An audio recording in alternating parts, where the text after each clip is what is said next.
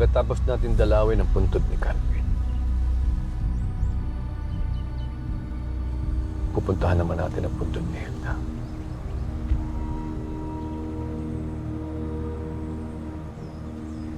Mula sa libigan ng asawa at anak ko, ibabang ko ang mas malakas na golden score.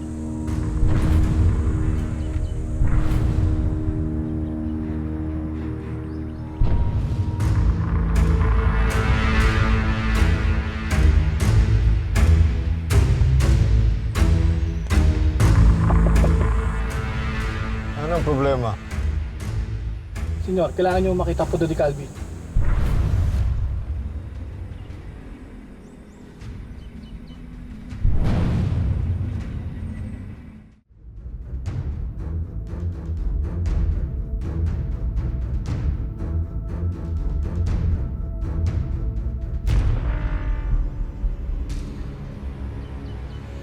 Ano nangyari dito? At sino may gawa nito, senyor?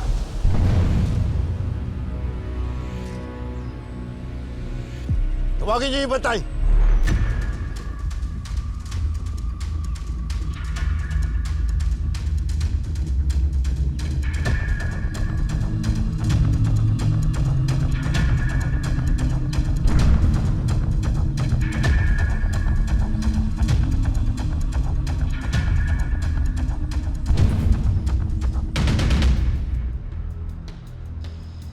Saan niyo ko dadalhin? Teka lang, saan niyo ko dadalhin?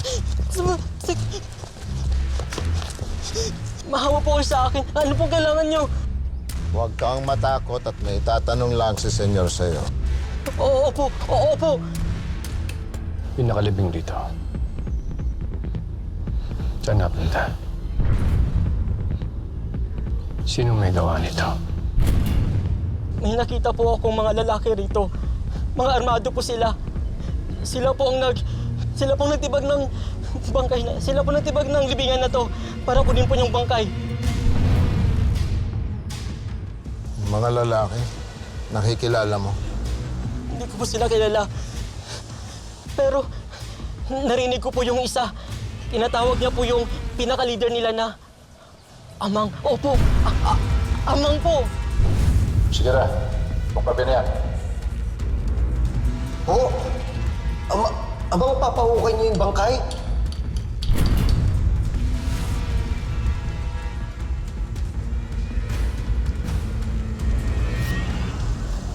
Senyor,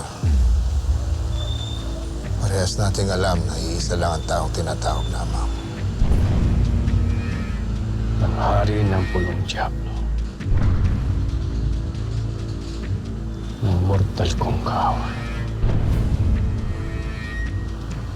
Si Antonio.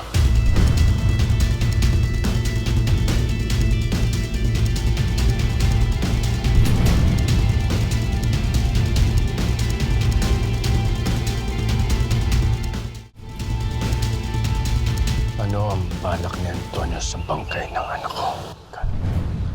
Ang dinig ko po, ipapa-DNA test po nung Amang yung bangkay.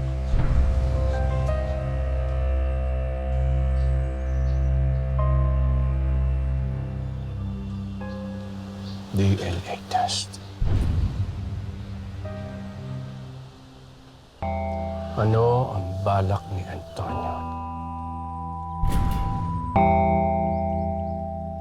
Senyor, hindi kaya may alam si Antonio na hindi pa natin nalalaman.